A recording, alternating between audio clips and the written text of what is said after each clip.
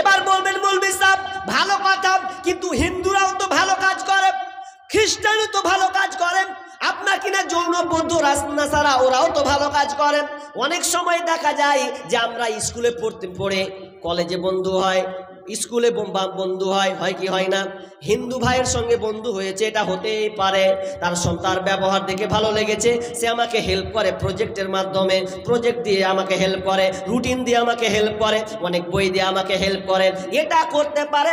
অনেক হিন্দু ভাই আছে আপনার গরিবকে দান দেয়, সদকা দেয়, এটা হতে পারে, কিন্তু এরপরেও জান্নাতে যাবে না। তাহলে কি ওরা এর বিনিময়ে পাবে না? মুফাসসিরগণ বলছেন এই আয়াতের তাফসীর তারা করছেন, পাবে পাবে পাবে। কোথায় পাবে? এর প্রতিদান তারা মরার পরে পাবে না, আখিরাতে পাবে না।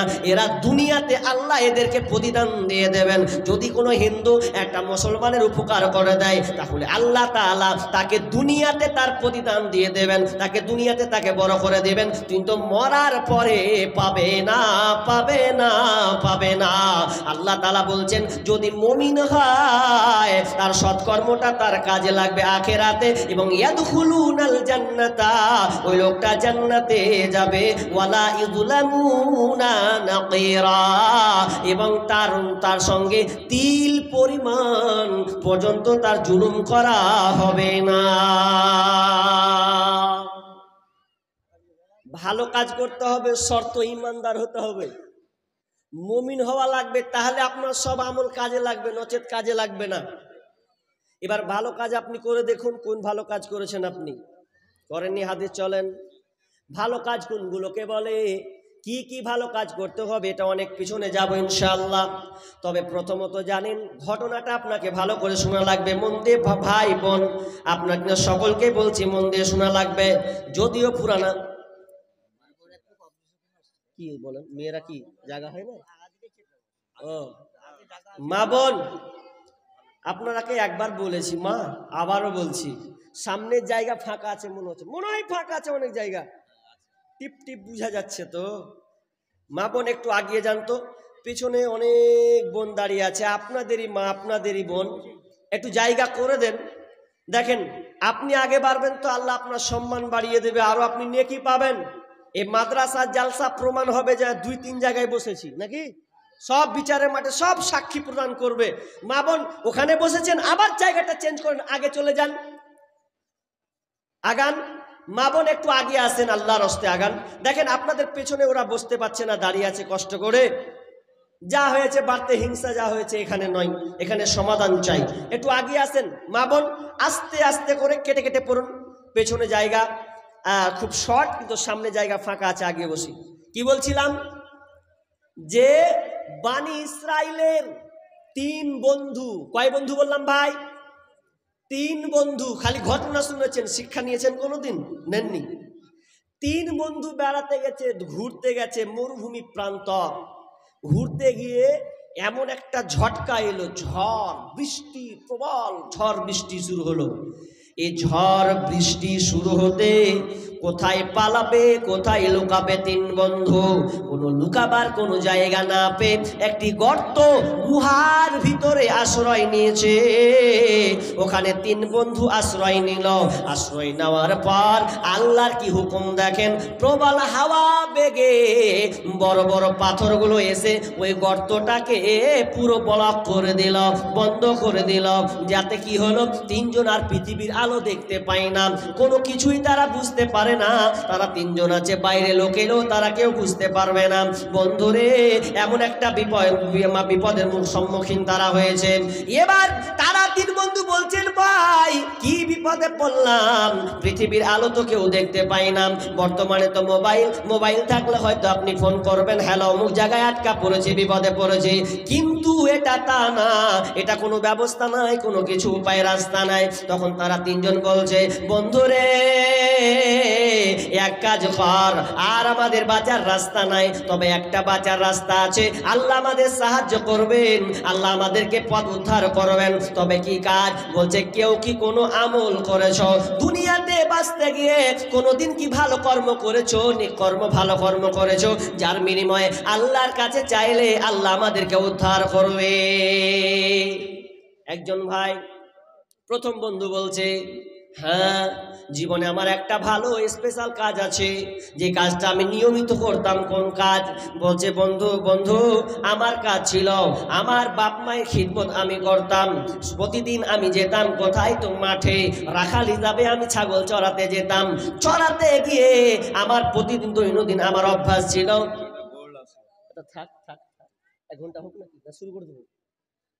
হ্যাঁ চালাই, এটা পেন্ডিং থাক ইনশাআল্লাহ, একটুই হোক। কি বলছিলাম?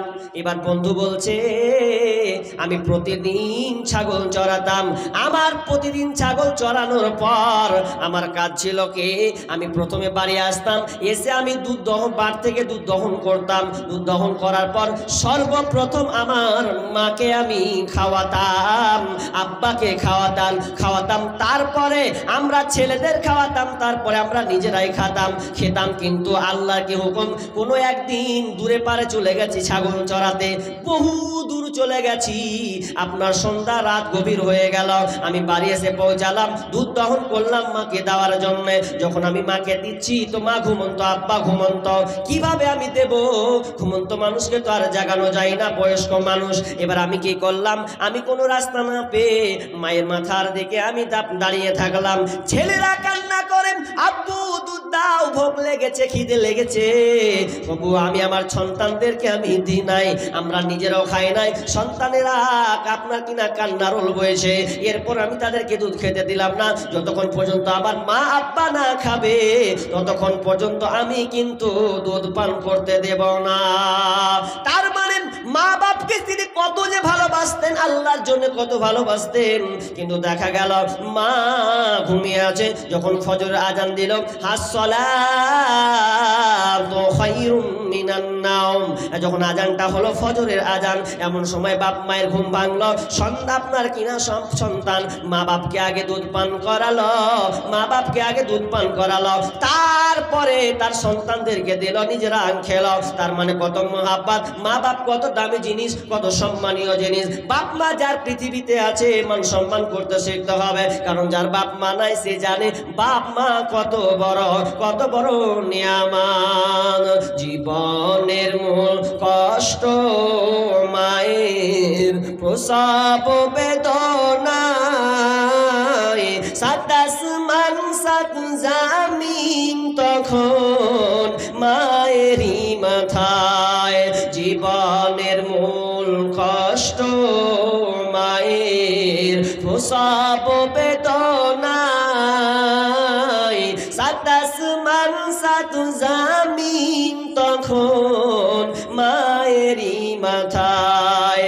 আমার সুন্দর মুখ দেখে মায়ের দাদা যে যাই ভুলিয়া, ও আমার প্রাণের মা, মা গো মা কোথায় গেলে মোরে ছাড়িয়া।